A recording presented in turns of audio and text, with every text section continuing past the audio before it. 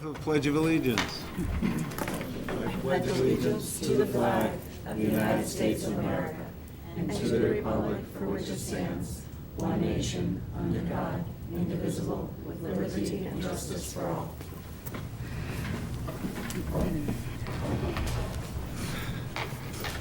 Metro West Adolescent Health Survey.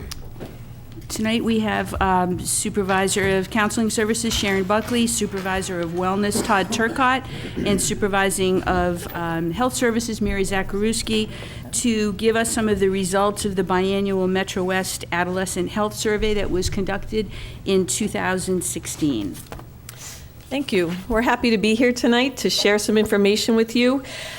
I think it's important to note that the three of us work in close collaboration around many different aspects of our curricular areas and ways to find to enhance student success. And so I feel very fortunate to be working with these colleagues.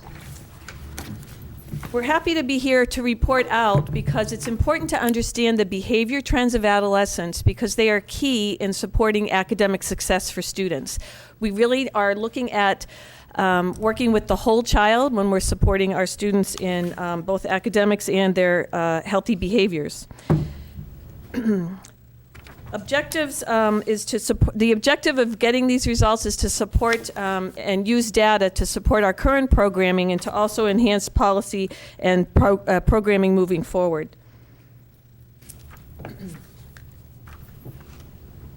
The Metro West region is comprised of 26 high schools and 24 middle schools. You can see the information here of our participation rate at both the Whitcomb School and the high school. Marlborough Public Schools had in total between 77 and 96% participation rate in this survey. The key indicators that we looked at between the years of 2008 and 2016 include the following: substance use, violence, bullying, mental health, physical activity, and other protective factors. And while the results that we're sharing with you tonight are looking at trends, we are not satisfied with status quo if we did not see an upward trend in something, but we're still concerned about that particular indicator. We are cognizant of the continued need to make improvements in whether we're delivering curriculum to students or supporting them in other ways. Todd will now give you an overview of the trends for Marlborough High School. Thank you, Sharon. So the downward trends at the high school were in a lot of the key indicators, which is awesome. Our kids are doing better, participating in less and less harmful behaviors. And I don't need to read, you have a list of them there in front of you. As you see, numbers from 2008 at MHS are going down in these behaviors. Cigarette use, just to give you some information about what's up there, MHS is a lower number of cigarette use than the state, about equal to the other schools that we were compared to in Metro West. Alcohol use, again, MHS less use than the numbers in the state. Again, about equal to Metro West use. Marijuana use, Marlborough High School less than the state. Again, equal to Metro West. The lifetime e-cigarette use you see over there all the way to the right, that's a new stat that's only been tracked for the last two surveys. So we're only looking at 14 and 16. So that's why you only see a couple of there. If you could go. Physical fighting, last 12 months, again, the number's trending down. MHS less than in the state. Again, equal to what's going on around Metro West. The report of being a victim of bullying in the last 12 months, MHS less than Metro West. There was no state data for this one, which I got to kind of research and figure out why, but there was no state data on bullying. But we are doing better than others around Metro West. And the last one, sexual intercourse, students having sex, MHS is less than the state numbers, but it is a little bit higher, not significantly, but it is higher than around Metro West. So I think we're doing a pretty good job with our behaviors around MHS. So Mary is going to take over for just a minute, talk about some of the things that we've done in the schools to combat these behaviors, or at least help and educate students about these behaviors. So I'm going to hand it over to Mary for just a minute. Hi, thank you. One thing that we are doing in the schools is called SBIRT. It's Screening, Brief Intervention, Referral for Treatment. It is now a state mandate, and we have to do this interviewing in 1 grade in middle school, 1 grade in high school. So we've chosen 7 and 9. Last year was the first time we did it with 7th graders, and that was as a result of a grant that I received from Mass Department of Public Health. So we've opted both these grades, and they're both completed this year. It's a motivational interviewing process. The school nurses and the adjustment counselors have all been trained from the state, and it's evidence-based, and it really does show a reduction in risky alcohol and substance use if it's done properly. And another nice quality about it is that it allows the children to connect with an adult in the school, and they feel comfortable, and during the school year, then they can approach them. One program that we did this year in the fall was we had Dr. Ruth Pote come and give a presentation in the evening at the high school. She is a family practitioner from Western Mass and an addiction specialist, and she did a phenomenal job. For anybody that was able to attend, we were all pretty pleased. And that, again, is a community benefit for all our families. One thing we did at the high school during, 2 weeks ago, we had Hidden in Plain Sight, and that is an interactive, hands-on, adult-only mock bedroom of a student that they could go in and look, and they are able to see common goods that can be used to hide drugs, alcohol, what have you. It was very enlightening, very eye-opening. And another program we put on in the spring was If Only. That was a Mark Wahlberg presentation, and that was about, it was a message to teenagers and adults about the use and misuse of prescription drugs and how to properly store them and dispose of them. So we are offering these programs to the community and to our, the school families, and we've had some great success with that. Sharon?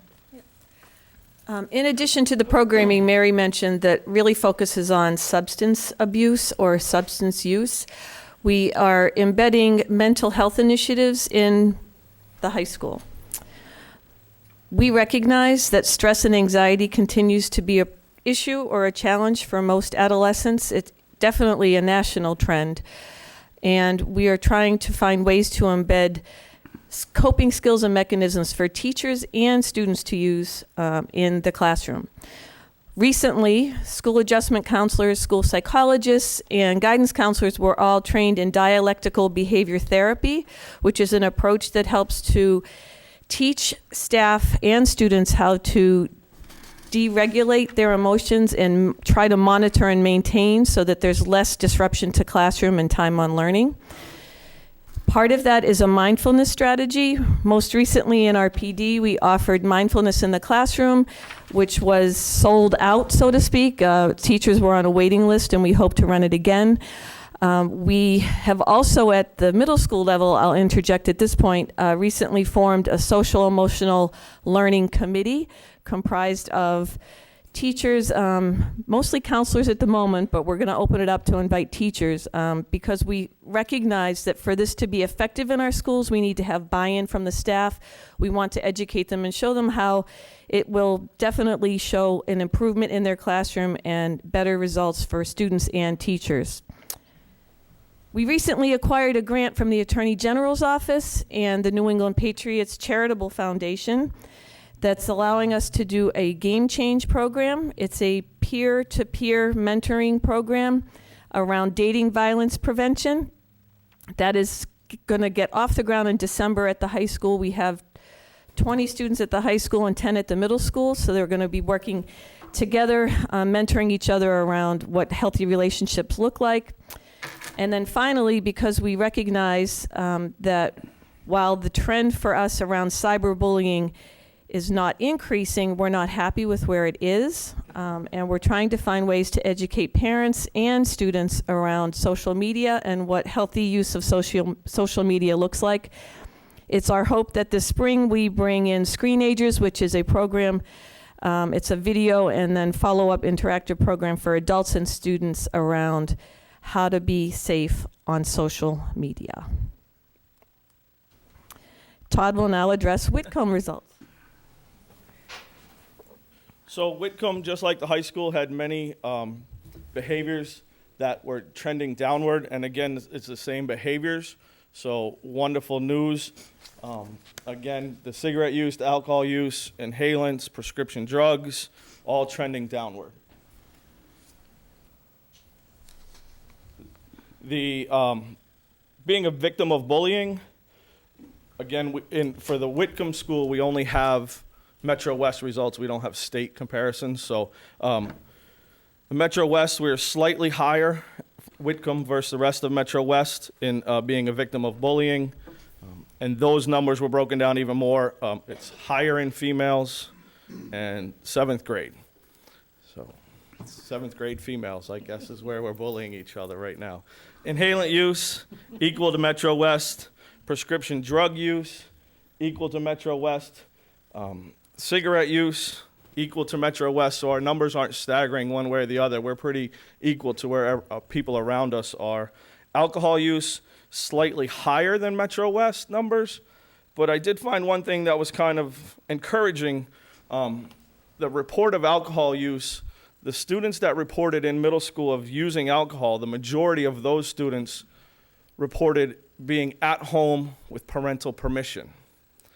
So I'm wondering if we're having a New Year's Eve party or Thanksgiving party and mom or dad are letting us try an alcoholic beverage, and we're being honest and reporting that as use, because the highest use of alcohol was at home with parental permission for the middle schoolers. Thought that was kind of interesting. We do have a couple of upward trends, which is the wrong direction. They're slight, but we do have a couple. You'll see the numbers, they're not large, but we do have a trend. Very slight uptick in physical fighting, very consistent with Metro West, and very consistent. I was able to go back through the information from years back, very consistent numbers with 2010, 2014 being equal to Metro West as well, which you don't see up there. Being overweight or obese, it's going up, and it seems to be going up consistently, very slightly, but it is going up, and that's something that we as a department can use with our nutrition units and throughout health and wellness throughout all the grades. So just some of the slides, some of the information in the Metro West. If you have more questions about specific numbers, please, I can get them to you. I brought the binders, but I'm sure you don't want to ask specifics now, but I'm going to let Mary and Sharon finish up. Thank you for having me. I appreciate it. So what are some specific programs and interventions we're trying at Whitcomb? SBIRT, as Mary mentioned. PBIS, which is the Positive Behavior Intervention Strategies, has been in full force at Whitcomb for several years now. In the recent 2 years that I've been involved more directly at Whitcomb, I'm impressed by the effectiveness of PBIS around increasing student self-confidence and helping them to regulate their motivation levels. Again, we're embedding, I should say that PBIS has also been started at the high school in grade 9, which is an encouraging move. So I'm happy about that. DBT and mindfulness, again, is being embedded at Whitcomb. We have, we're close to getting like a mindfulness bell in the mornings. I don't know if we can convince the principal yet, but we're working on it. We do have strategies at faculty meetings that we'll give to staff to bring back and to try, and we've received positive feedback in that they'll approach any one of us on the committee that I tried it and it worked, and I think that's how it's going to catch on, peer to peer, staff to staff. And then finally, some curriculum changes at the Whitcomb. With the recent Attorney General grant on opioid prevention, we have started embedding the Botvin Life Skills curriculum series, which is centered around healthy decision-making and teaching and educating students about the ill effects of substance abuse and use. And then, of course, the bully-proofing curriculum that is in existence. So what are next steps for us? We are excited to continue our collaborative efforts, health, wellness, and counseling services. We feel that there is a strong connection and interplay with our 3 disciplines. We understand and recognize that it's the whole child that we have to work with to have them meet with success. It's not always just about the academic focus and skill building around study skills, but you have to look at the whole child because one begets the other. And we're also proud of the strong community connections that we're making and we're going to continue to foster. Any questions? Question from the committee. Mr. Walter. Thank you, Mr. Mayor. Thank you for the presentation. Certainly encouraging numbers. Am I correct in assuming that the vast majority of this information, if indeed not all of it, would be self-reported by students? Yes. So then my follow-up question would be, what is our confidence level in the actual numbers? And perhaps it was beyond the scope of the survey or this presentation, but were confidence intervals or margins of errors calculated for any of these numbers? The people that administer the survey, the Metro West Alliance, they look at all the answers, each one individually. So if a student responds that they have not ever had alcohol in their lifetime, yet they also respond to a binge drinking alcohol, those answers are thrown out. So they do some reporting, some, forgive me for not having a better term, but vetting of the answers. Sure. So they do a lot of that with their responses that they get.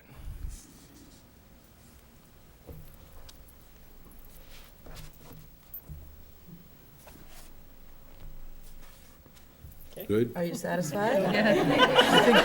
Let me come back. Does that help? No, it certainly does. So we have some degree of confidence in the numbers, I suppose. Certainly. I mean, if you put a survey in front of a student, it is upon them to answer honestly. Right. But with the survey, doing that vetting of questions, Obviously, my fairly concern would be confident. there'd be a tendency to underreport. So that's Right. why I was just wondering if confidence intervals, margins of errors, if there had been a little bit more technical studying and vetting of the numbers. But it sounds like they do some, as you say, vetting or parsing of the responses. Can I just add, this survey has been going on for a long time. Sharon, Todd, do you know the history? Sharon, you probably do. I mean, this has been developed over a long period of time. Oh, no, correct. The data goes back. But I want to make sure those numbers in the past are equally as confident, Yeah. I mean, inspiring as the present ones. So I'm just wondering through the whole process, I mean, again, 16, 17, 18-year-old kids, even younger, there's going to be a tendency, I would think, to underreport this activity. And I was just wondering if there was a way that we could capture that data point with respect to the underreporting. I certainly don't think it would be overreported. I think the bias would be underreporting it. So that was all. But so I was just trying to gauge how confident we are. I'm not saying they'd be wildly different, but just wanted to see if there was any way to sort of measure our confidence in the data that we are getting. All right. I could get you more information around the details of the survey and the design of the survey. I don't have that at my fingertips, but I know we too are concerned about that, and that's why we continue to educate, and we're not satisfied with these numbers. If they told us, 100% of the students are not using e-cigarettes, I'm not going to believe that either. We're going to educate, but it helps us to gauge and kind of get a barometer of it. And interestingly enough, e-cigarettes and vaping has become more not prevalent, but more in the eye and out in the open. So we recently sent out information on that to parents. Just the more you can educate somebody about it, the better, whether that's parents, staff, staff can come across these vape cigarettes that look like a USB jump drive, and if they see a student with it in their mouth, they don't know what it is, but if you're educating and keeping it in their forefront, then they can start to question, so. But I would think that any exaggeration or misinformation that's provided is provided by all the kids in the area. So Yep. all seventh graders probably skew one way or the other pretty much equally. So, Ms. Bowden-Hender. Thank you. I have a couple questions. So some of these programs that we're talking about on the last slide, or a couple slides ago, the bot-vin, the bully proofing and all that, when during the school day is that delivered? Is it through health classes? Is it at home? Like, when is that curriculum delivered? Most of it, 99% of it, is through health and wellness classes, both the bot-vin and the bully proofing. Okay. And the game changer, how were the students selected? Students were selected by teacher referral, counselor referral. Most of them came from the sports captains and leadership. So athletic director was also involved in the selection. There was an interview, and we worked in conjunction with the high school counselor and a middle school wellness teacher who are the advisors to the program and are going to help roll it out. And so those 30 kids will be trained, and then what do they do with that training?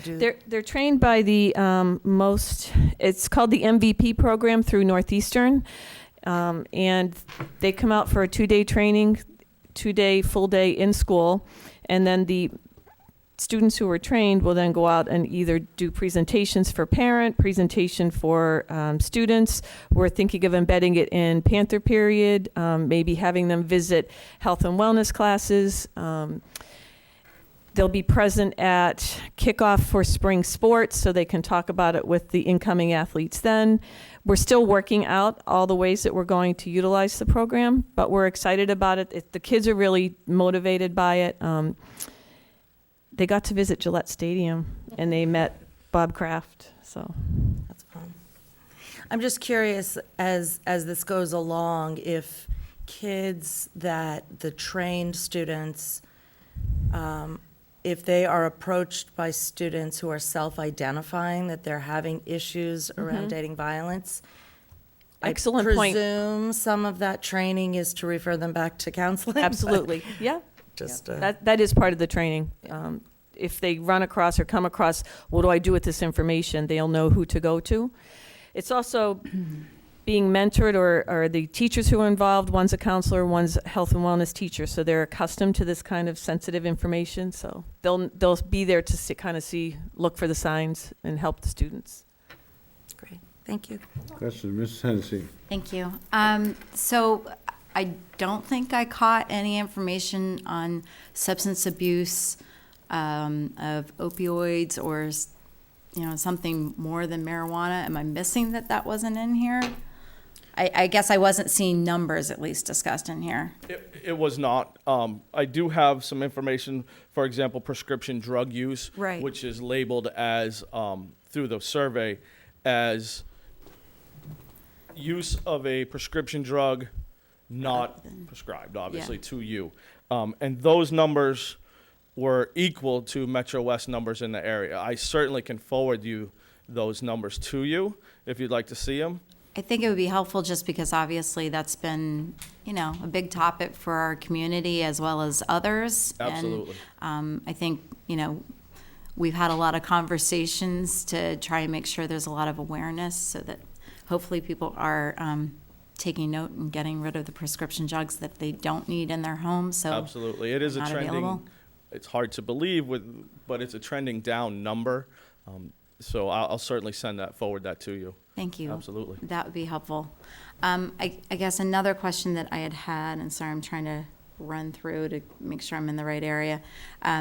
You had spoken about some of the different programs that were happening, both at the high school and Wickham, and you asked about the when. I guess that's something that I'm wondering about is, there any conversation about, in the program of study, potentially looking at a yoga class or something? We were looking at other opportunities of something being offered as additional semester courses. Is there something that can be embedded at different points in times other than in the normal set health curriculum, but something as other opportunities to get across to the children? I think eventually that can be embedded in different ways, whether it's through Panther Period or as a different class looking at program of studies, as you mentioned. I know that yoga is embedded in some of the wellness classes, both is it at Whitcomb as well? I believe. Yes, ma'am. Okay. But yeah, I think being creative and looking at different ways of offering other ways for students to be exposed to this is a good idea.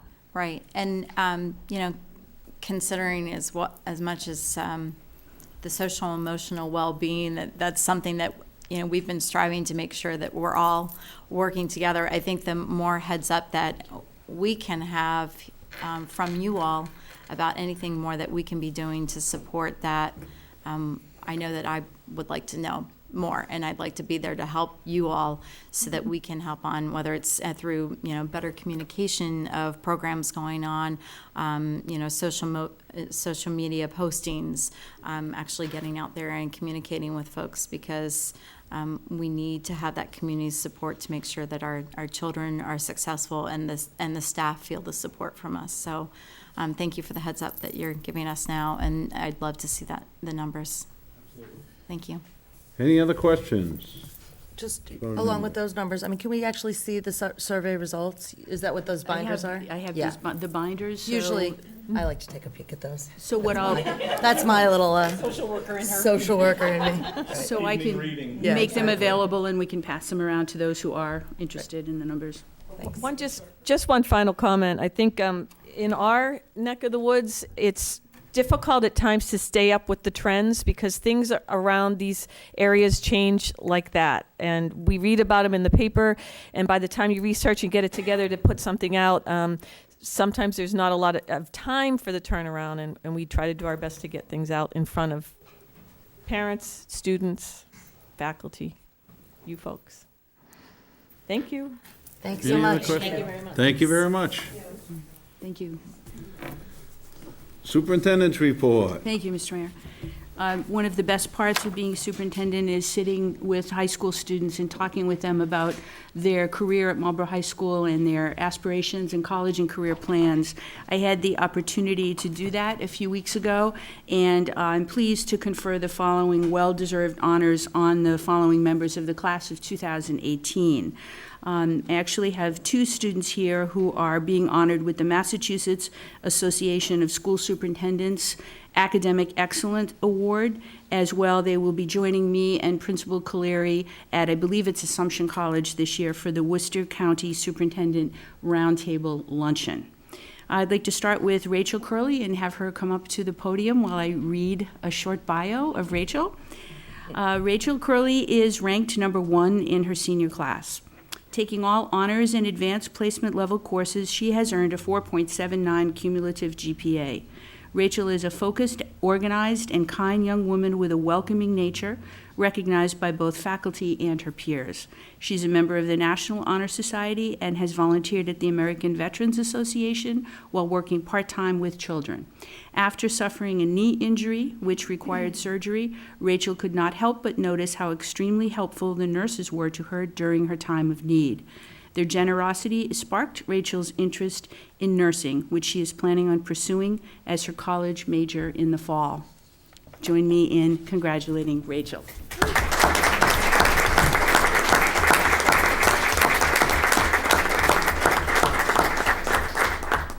I'd just like to say thank you, and as you just heard, I do plan on majoring as a nurse in college, and after a wonderful experience at MHS, I feel not only really excited for that, but very well prepared. So just thank you so much. Thank you, Rachel. Thank you.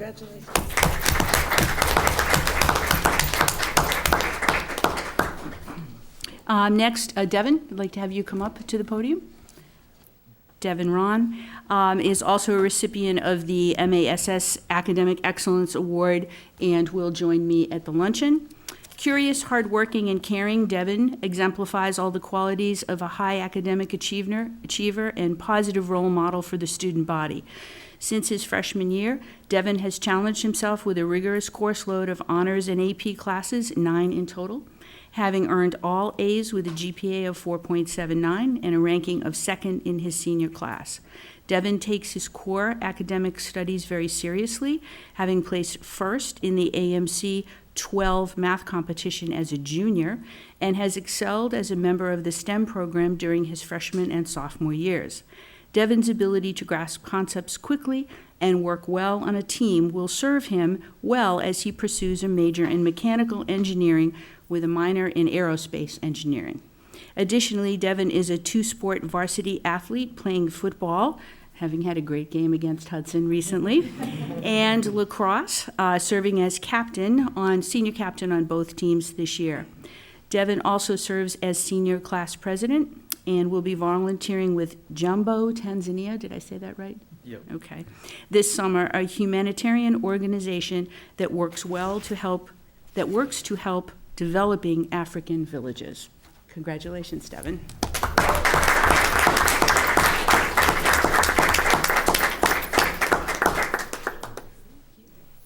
I'd just like to say that I'm very appreciative of all the opportunities that both Marlborough High School and the Whitcomb Middle School have given me over the years. Thank you very much for this award. After high school, as she said, I'd like to pursue mechanical engineering. I think my top choice right now is Georgia Tech, so I'm very grateful if I can make it in there. But Thank you're you coming guys very back to much. work here, right? Of course. Thank you very much for having me Thank here. you. Congratulations.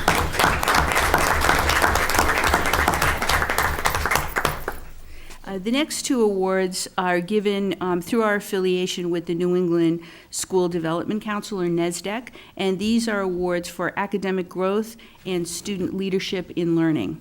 Our first recipient is Gabe DeRujo. He's a diligent and hardworking student who has been an active member of the MHS community through his involvement in National Honor Society, chess club, and boys track, competing in the 100 meters, 200 meters, and long jump events. He is ranked third in his class, having maintained a cumulative 4.71 GPA. This year, Gabe is taking 4 advanced placement level courses. As a 10th grader, Gabe took an Introduction to Computer Science course, during which he fostered a deep interest in computer programming. The following year, he enrolled in AP Computer Science Java Programming, earning an A in the class, further confirming that he would like to pursue a college major in computer science. Congratulations, Gabe.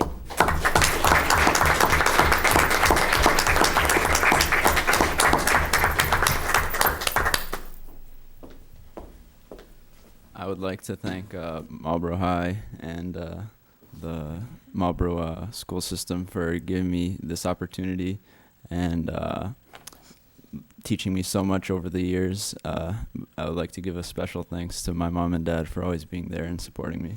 Thank you.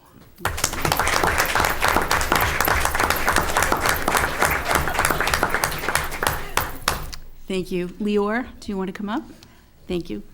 Lior Harrell, also a recipient of the NESDEC Academic Growth and Student Leadership in Learning Award.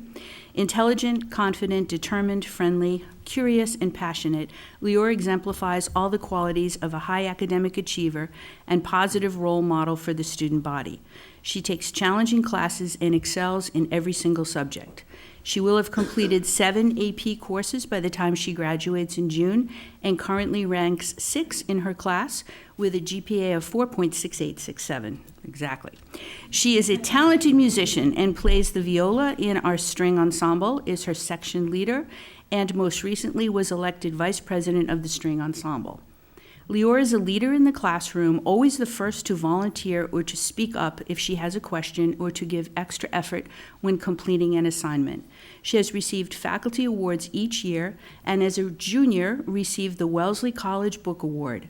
She is a member of the Student Council, the National Honor Society, and the Tri-M Music Association. Lior has always loved science and is eager to pursue her passion for learning at the college level. Congratulations, Lior.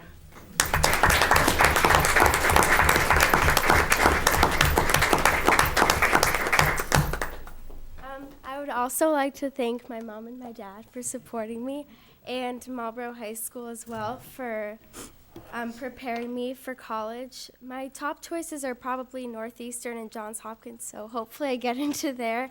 But I'm very excited to go to college. So thank you again. Thank you.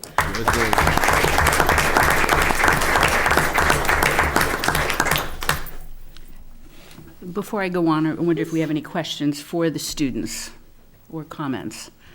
Congratulations. Yay. Okay. Yay. They're well-deserved.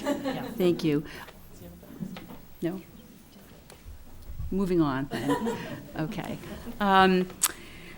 So I included in the packet the changes to the bill that was recently passed by both branches and was sent to the governor for likely signing. By the time I had written this, before I had written this, it was not signed. Now it has been signed. This is a summary of the bill's provisions are in the information handout. This is a bill that deals with a change to the issue of bilingual education. Under this bill, and it's lengthy and copious, but to summarize, in 2002, we were only allowed to have structured immersion, English immersion, for bilingual students or students emerging as English speakers.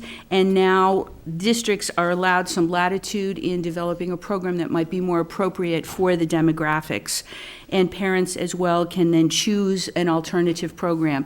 These programs won't go into effect until 2019, 2020, according to the bill. Other possibilities that this opens up for us, of course, are the interesting conversations around what our new elementary school could and might look like for our English learners, the population that continues to grow in Marlborough. Some other exciting features of the legislation, expanding the role of EL parental advisory councils. That is now mandatory, much along the order of CPAC, the Special Education Parent Advisory Council. However, I have reported here, at least I think I have, and I know the mayor has seen when he came to the District Parent Council, we have now 3 EL parents on the District Parent Council. And while this calls for a separate advisory council, I feel it's crucial to also have representation on that council as well. We were joined at our last meeting by Pastor Glauber, and we've had really fruitful and rich discussions, and I think their presence is needed at the table. Also, the legislation calls for a seal of biliteracy, which can work both ways. Students who learn English and another language that they have as a native language, but also a native English speaker who perhaps is proficient in Spanish or Mandarin as well. So I wanted you to know that that legislation has been signed, and I know the mayor has sent for us to look at some comments around Brockton and how Brockton over the years has applied for waivers, and now they will not have to apply for the waivers. So again, it was a very lengthy source of discussion at our superintendent council this Monday with Lynn Medalliou, our EL director, as to what this will mean and could mean. Really, could is the word for Marlborough, and how we'll respond to this. I've also provided you with the link. You may recall that in fall of 2016, which seems so long ago now, the MSBA came out and did a survey of our schools. This has nothing to do with the building project. This is separate and distinct from the building project that we are currently involved in.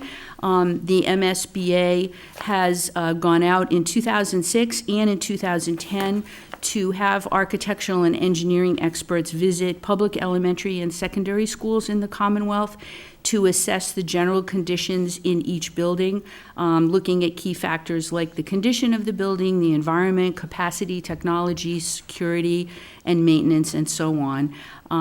It's a very lengthy report. I've provided a link there. There are many specifics as well. The schools that were excluded in the survey are those that are in the queue already for either base repair or a new building, or those who were those districts that had schools that were more recently built since 2007 on. So it was interesting if you want to poke around at some of the links for something to read. Also, at your place is the latest copy, the fall issue of Panther Pride. In case you haven't seen it, I wanted to make sure you did. I'd like to thank especially Raina Rago, who single-handedly wrote most of the text in the Panther Pride. She's really changed the look of it, rather than sort of the prescriptive formula that we've had in the past. It's a little bit more lively with some color pictures. There are a lot of teacher spotlights.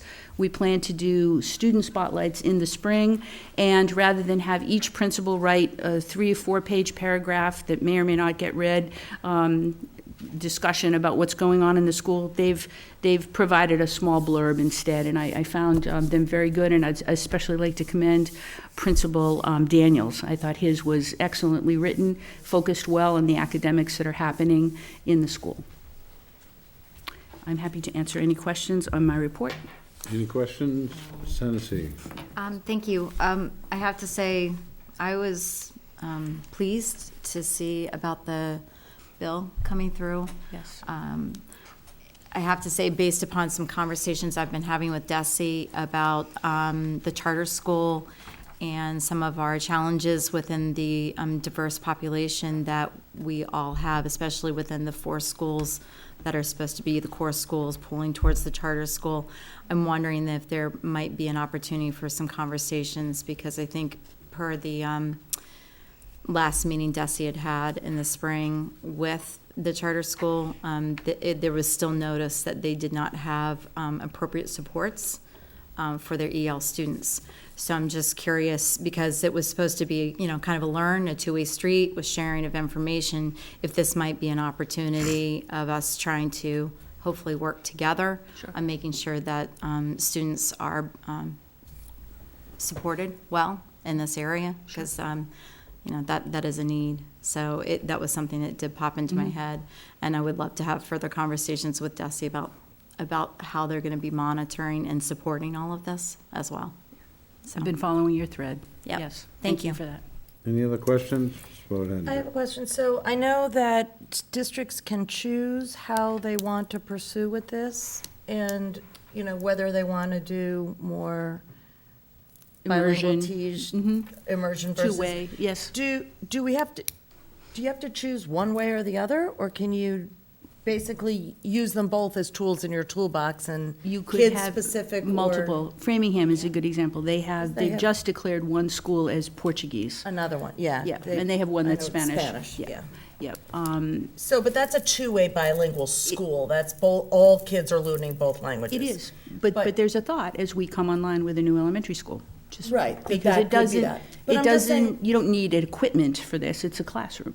Agreed. So it's possible. I'm just thinking in terms of, if we know that when you've got a group of, level ones, and you've got, some kids are, the immersion technique works, and some kids it doesn't work. So can you kind of use the tool, use it one way or another, kid-specific? Depending on the population, and parents can request, but I would see coming from here, Lynn Medallion and her group putting together a task force to survey and do some more, perhaps touring of other school districts. I know they're going to Quincy, there's a group of them going to Quincy to look at some things, so, it would be up to them to do some research and determine what would be best, and put together an EL parent council and talk to parents. Currently, we have one choice. We followed the 2002 amendment, and that's what we have. We never applied for a waiver.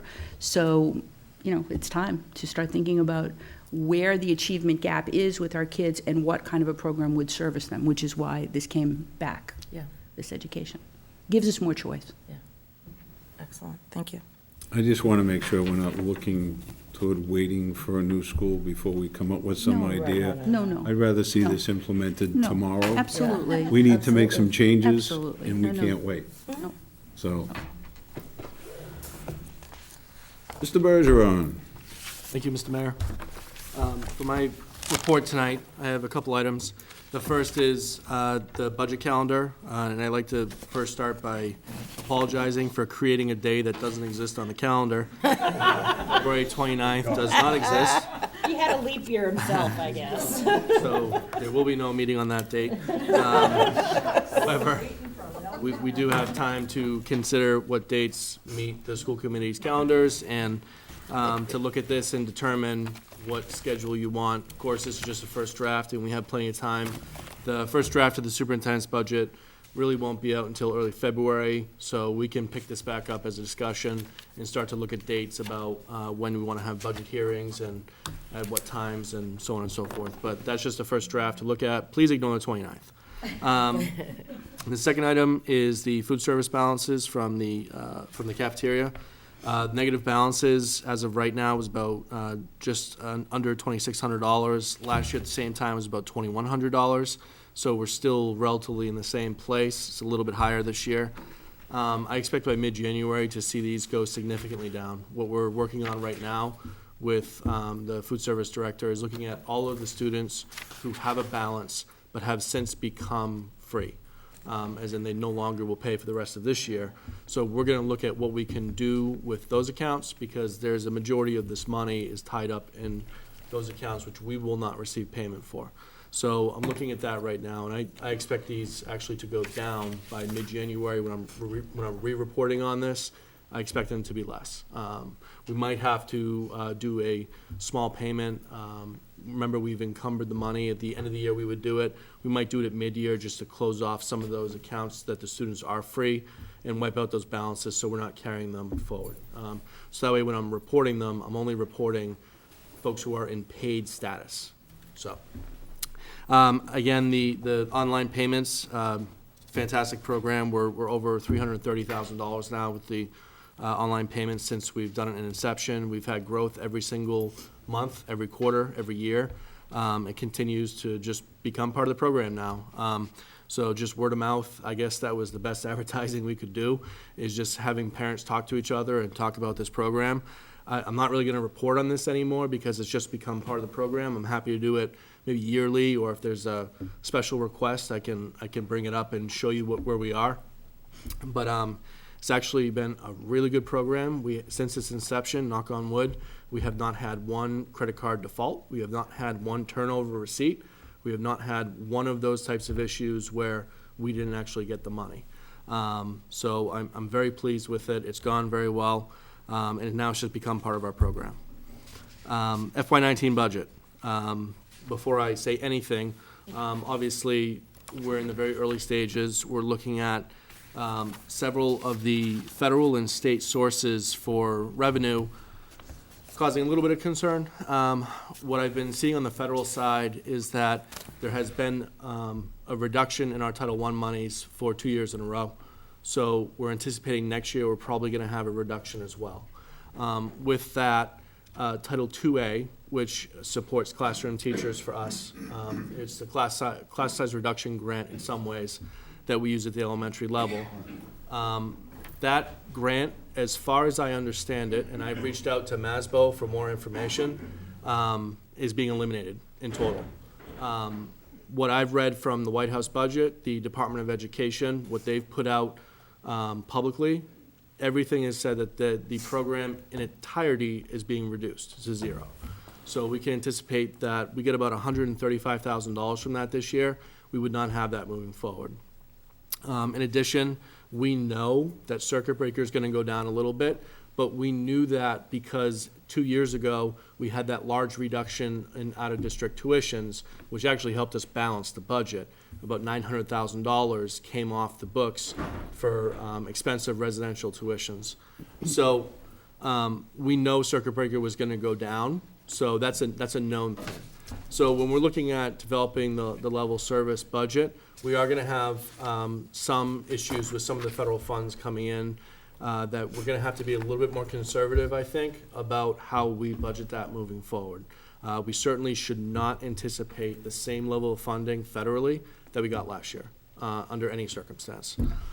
So as we're looking at all of this and we're moving it forward, I guess for the level service budget, it's going to look a little bit different this year because a majority of the money that is in the budget is going to be in salary reserve because we're going into negotiations with except for one unit, most of our units are up. The custodians are already done for this year, so that is a cost that's known. It'll be in the budget, and you'll be able to see that. But for all the other units, all that fund will be in salary reserve.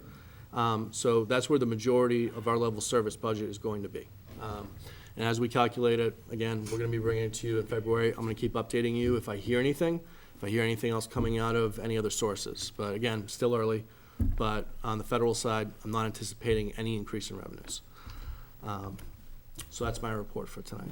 Questions? Any questions, Ms. Hennessy? Just was curious relative to, when we had changed the policy for food service, how's the communication been going since we put it back more building-based for the building, the building administrators to really be taking more charge of the communication with families? Yeah, I think they're, at the elementary level, I think they're happier with the policy as it is now because they feel they have a little bit more control and they can be able to communicate with the parents. I just spoke with one principal yesterday on the phone who was telling me about a situation where they had a student who was charged up a balance of about $80 and now is free. But they've been in constant communication with the parent to basically stop the excess charging or anything like that. So trying to work with them, I think the principals feel like they have a little bit more leeway before it's just 3 meals and you go to an alternate meal, or 5 meals, you go to an alternate meal. So I think I feel a little bit better about that. I think it's difficult because we're trying to use the system, whether at Meal Magic, to send out notices to parents.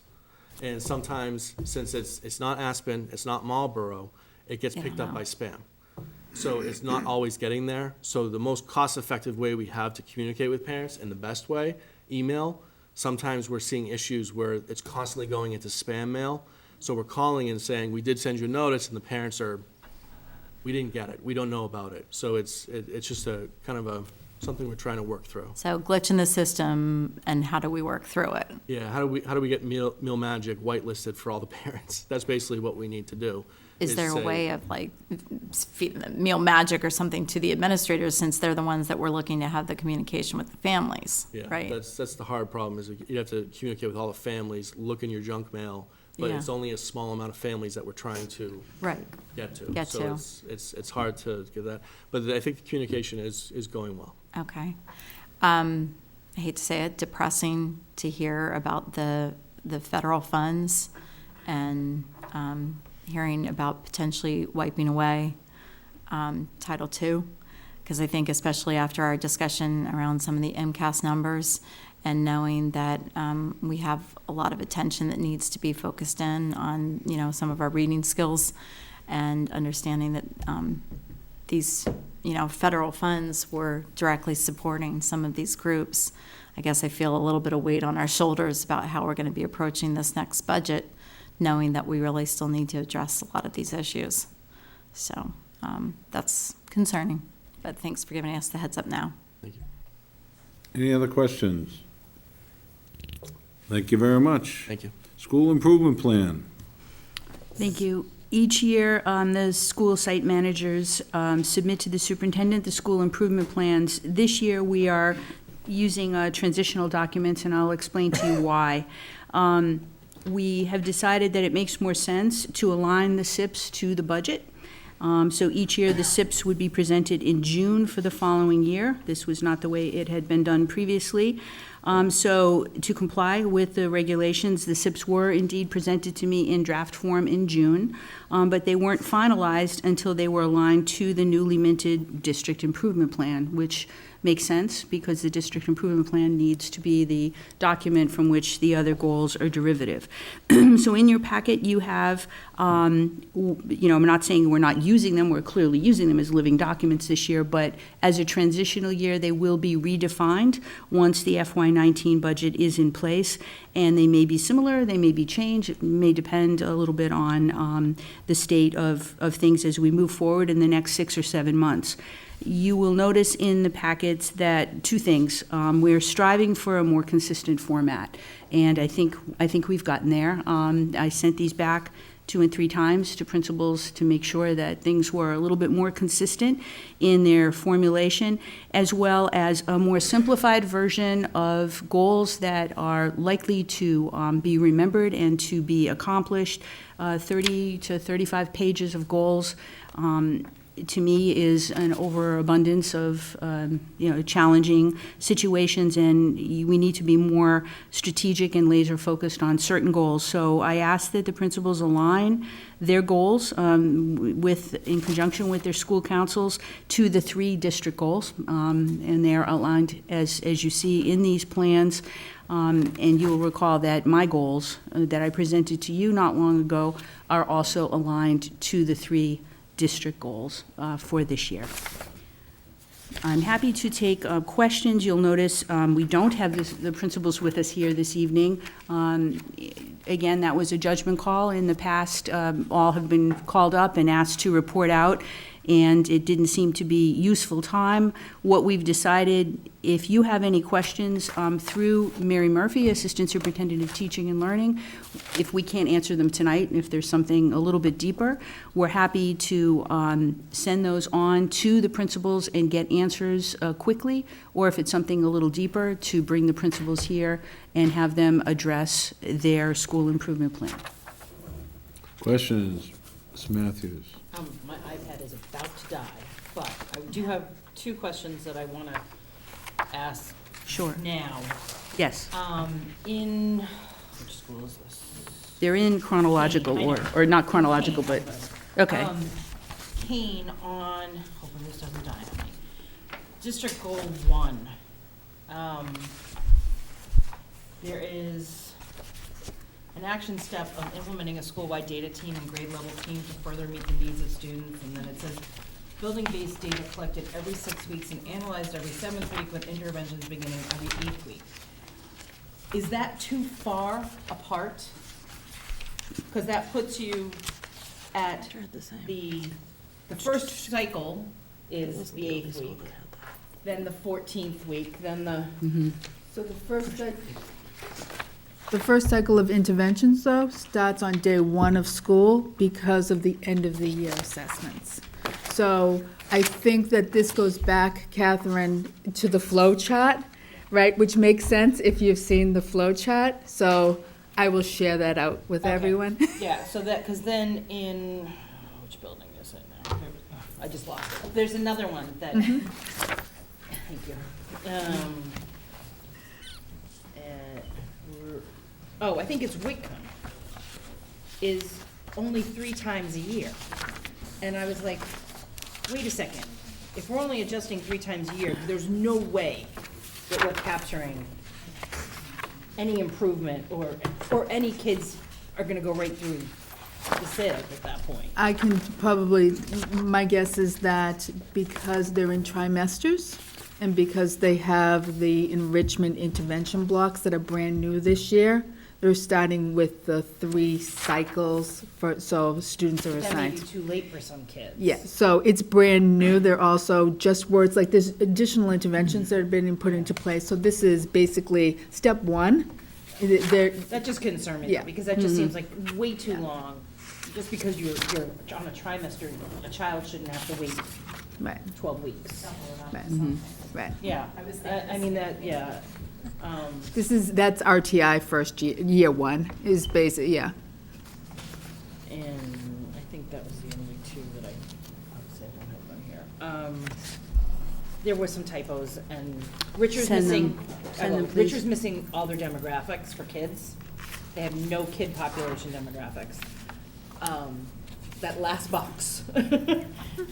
Richer kids. Richer Okay. kids. And would you send me, please, the typos that you've Yes, noted? yes. Thank you. Will do. Other questions? Ms. Ryan?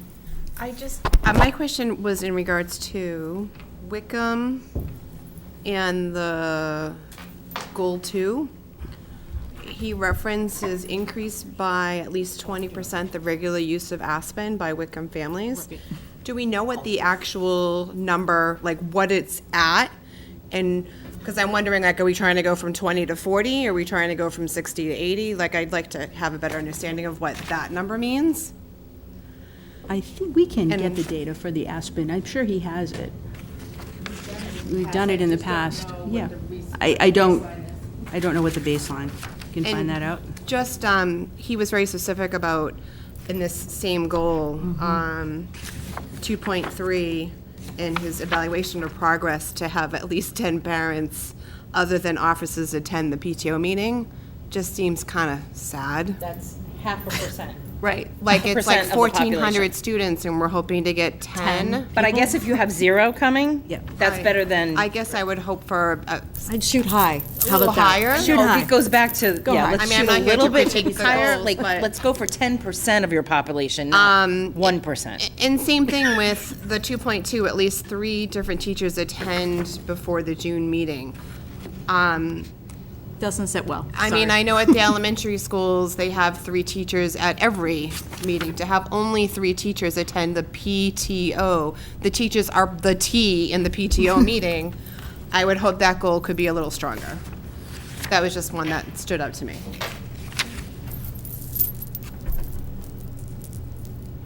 Question, Ms. Hennessy. So I will ditto that because that was on my list, because those numbers were very exact and percentage-wise, it's kind of concerning across the board. So I'm going to be that aim high. If you don't miss it, if you don't get it, that's okay, but I'd rather you aim high rather than aiming so low that you can just step over the threshold. No point to it. So set a goal and go for it. So as a transitional year, we'll mention this to him, like, he can take the data for this year and then aim higher we're gonna be looking at these in June again. Agreed, but I'm also going to say they've been doing this, similar to what she was mentioning about the PBIS. They've been doing it. So it's not like it's brand new. It just may be new that it's written down this way. So I don't want it, that it's new that it's written down this way. We can't aim higher. Let's set a goal and go for it, as opposed to just kind of breaking the threshold. No point to it. That's not a goal.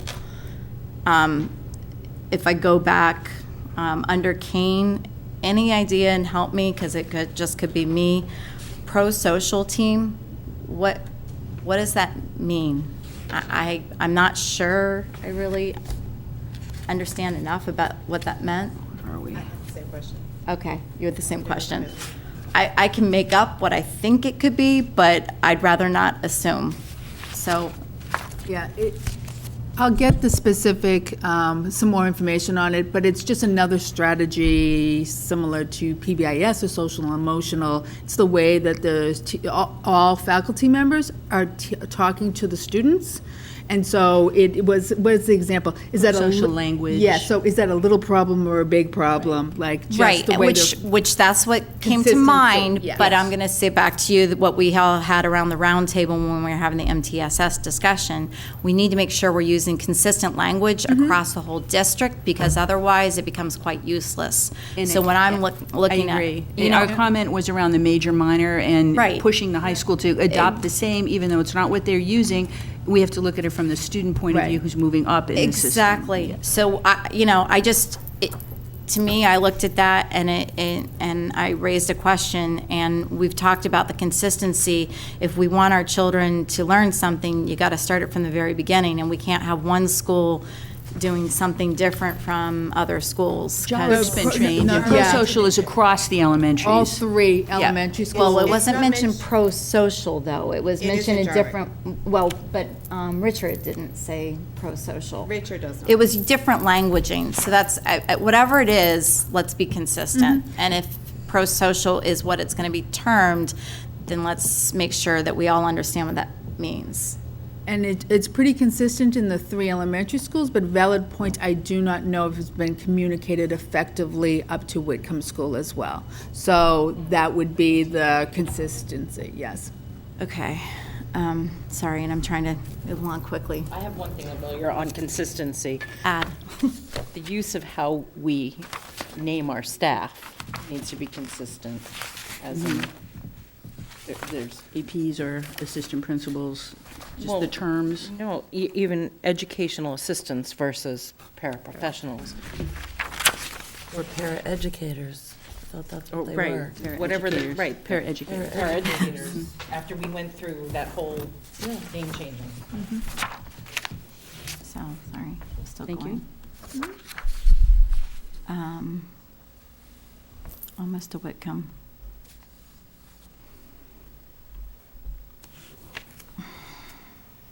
Sorry, time. I know it was some around the PBIS stuff, was something that had struck a chord with me too. And especially then hearing the PBIS mentioned in here, and then during the health and wellness surveys, really understanding how that's all breaking out and how it's getting across the community within the school. Because I know our numbers were, you know, we were starting the ROAR program and we were trying to break it out more and more. So I'd like to understand what's the percentage and how's our number that we're really rolling out more of that, which I'm. At Whitcomb? At Whitcomb. Didn't Sharon say it was? Whitcomb is Well, Whitcomb- all in roaring Whitcomb, and every they day. moved it I up mean, to they're, ninth grade. yes. Right, but there were some specific programs that Angela had mentioned at one point during, you know, some of our time here, but MTSS. also during our MTSS. And I apologize, I'm not going to remember, but there were some of the specific, like, breakout groups for some of the behavioral interventions that were being offered. And if I remember correctly, it was more like, say, 80-ish students or something that were, you know, Check-in, check-outs. thank you, Yes. the check-in, check-outs and that kind of thing. And so I'm curious to understand how that growth is happening, you know, more understanding of that behavioral expansion, since that was their main focus, that Whitcomb was going to be focusing more on that end as opposed to the Fast Bridge initially. Right.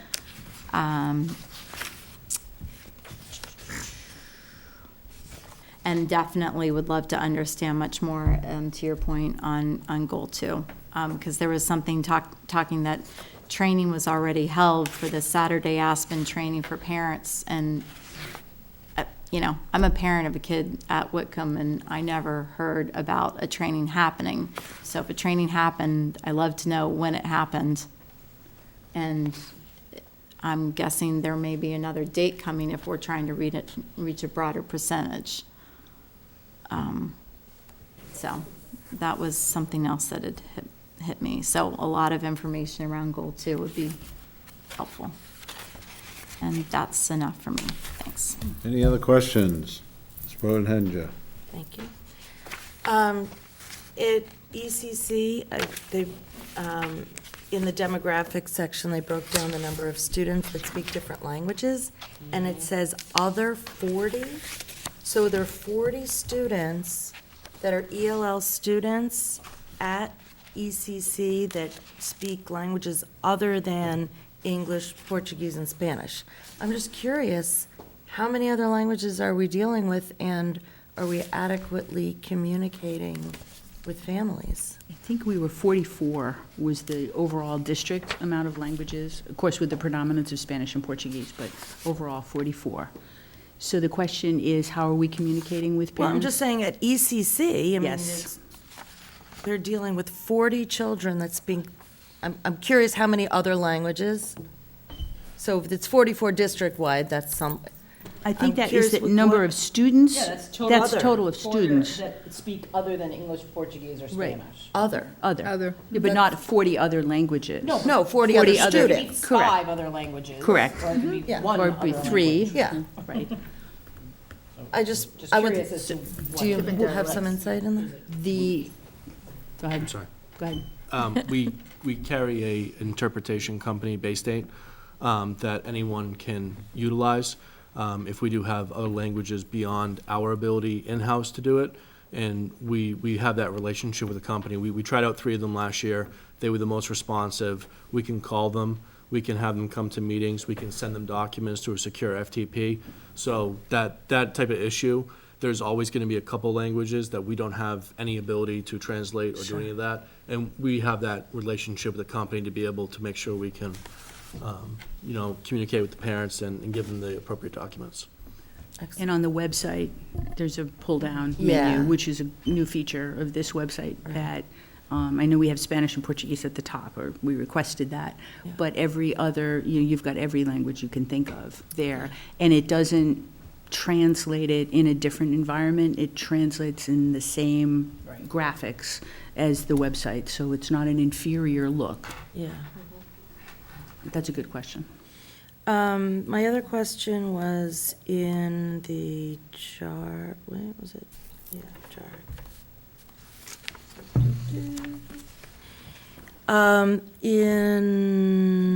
It was actually in the recent improvements and accomplishments, the new model pilot, the co-teaching. Good catch. I'd like to learn some more about that. Jarek on their. Jarek. It's in Jarek, it's on the front, it's on like on the on the first page. So, yeah, Lynn talked briefly profiles. about that the last meeting. That was what Yeah. Lynn was referring to. So there's a new model for EL students, and they're team teaching between two classrooms, and there are times where all the students are going into one room to support the ELD, and then all students from both rooms go into the other room, the non-EL students. So they're just spending a little bit more time, it's a little bit more intensive, the relationships are a little bit stronger, so it's a new model that they were looking at, so.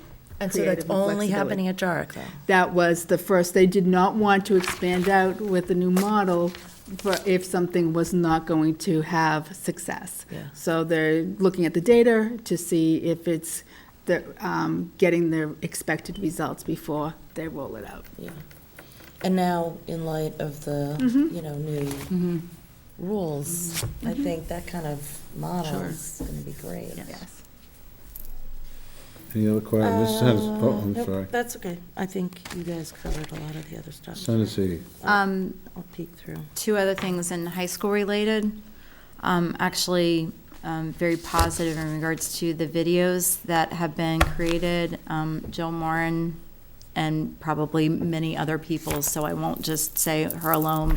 Other people that have been helping her have been doing a fantastic job of pulling together videos that I think are, to me, seem to be reaching people and positively getting the word out about stuff. And I'll look over at Heidi and say, what do you think about some of the videos?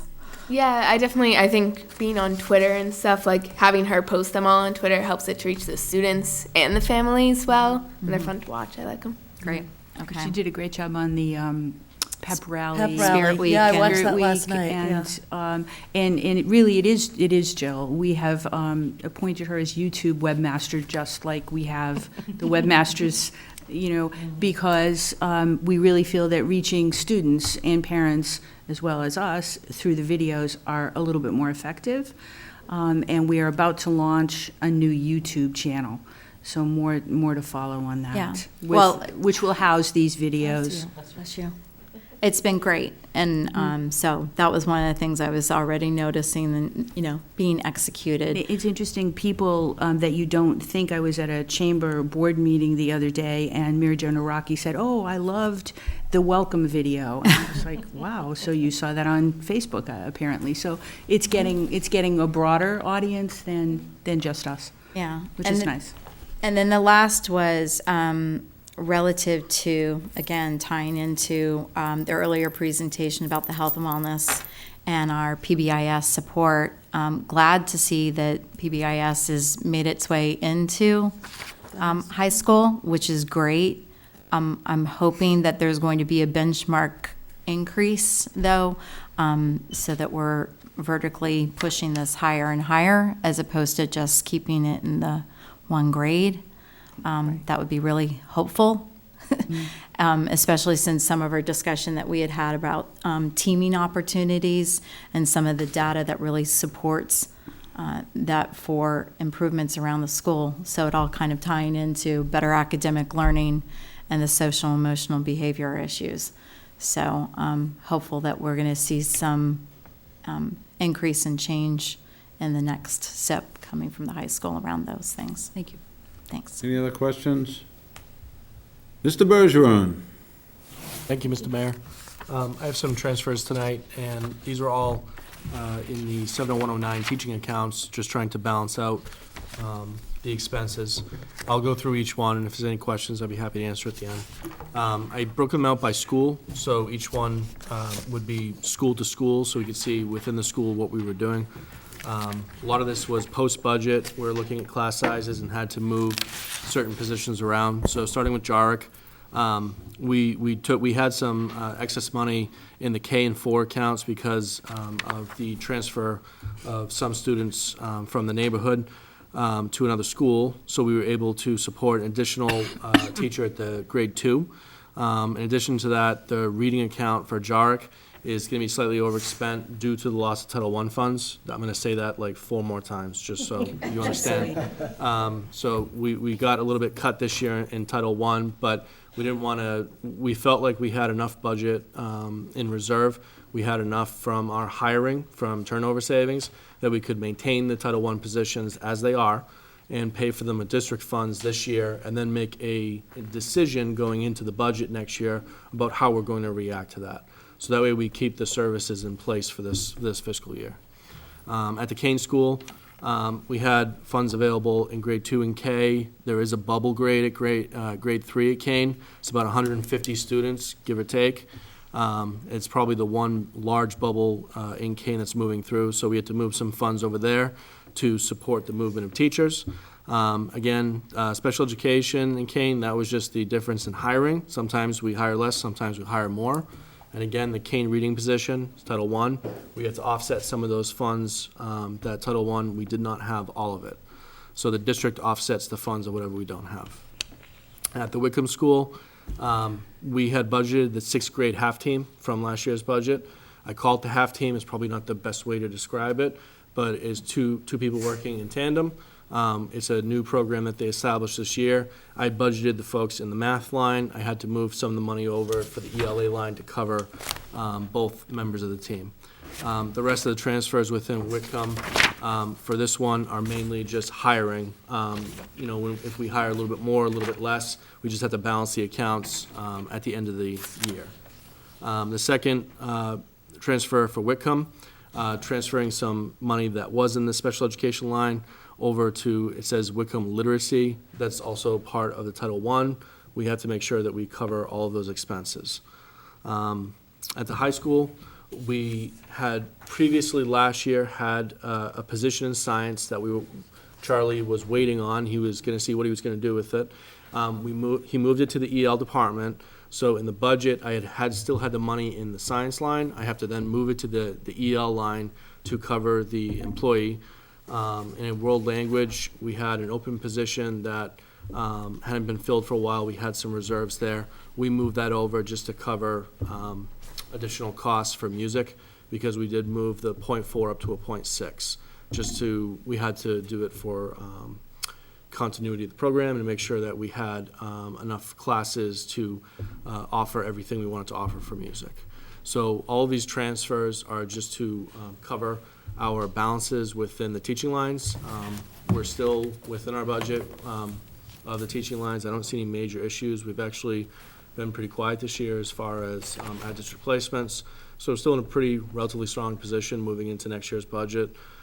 My hope is at the end of this year, just like we've done the past couple years, is that we're going to have some funding left so we can support capital for technology, and that possibly we can prepay tuitions. That's kind of the goal. I know it's really early, but I'm already looking at it because we're going to have to balance some of that FY19 money that we're losing from the feds, and we're going to have to make some decisions about that. So I'm already looking at what we can reserve, so we can possibly do a prepayment at the end of the year for students who will age out next year. So those are the transfers. We have students aging out next year in the pipeline. Every year. Actually, Jody and I sat down and looked at I call it like the age range of students we're looking at. In the residential, it's the most expensive. Majority of the students are 18 and above. Majority. I think there's only one student in the residential that's 16. So in the next couple years, we could see drastic changes in residential where the district would actually be recouping money. So as those students start to age out, if we're not replacing them, those are significant tuitions between $200,000 and $300,000 per child that would be coming back. Now, we always have to remember when that happens, The next year, we don't get the circuit breaker reimbursement, so we just have to be very strategic on what we do with the funds and make sure we don't set up any shortfalls the following year. Great, thank you. Motion to approve the transfers. Motion made, seconded to approve. Any discussion? Seeing none, all those in favor? Opposed? Carries. Gifts and awards. Commonwealth of Massachusetts Executive Office of Education, FY18 Skills Capital Grant, $343,390. Motion to accept with gratitude. Motion made, seconded to accept the grant. All those in favor? Opposed? Carries. MADESE FY18 Title IIA Grant, $134,714. Motion to accept. Motion made, seconded to accept. Any discussion? Seeing none. All those in favor? Opposed? Carries.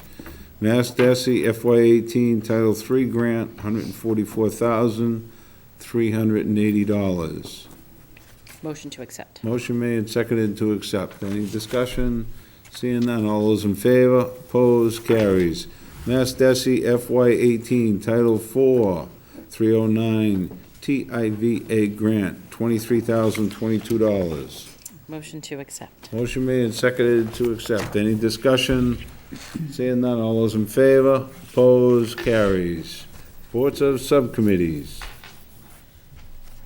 Any reports of Mrs. Matthews? I'm happy to say that we have come up with some dates for entering IBB with the MEA starting in January. We're going to give December a break, but we have the dates down and we'll be moving forward. Any other reports? Seeing none. Members forum. Any members want to be formed? Mr. Walter. Thank you, Mr. Mayor. As a result of Ms. Matthews not being able to, I did review and sign the warrant, just for everyone's information. Thank you very much. Any other members? Any other members? Seeing none. Motion to adjourn. Motion made and seconded to adjourn. All those in favor? Opposed? Carries. Thank you very much.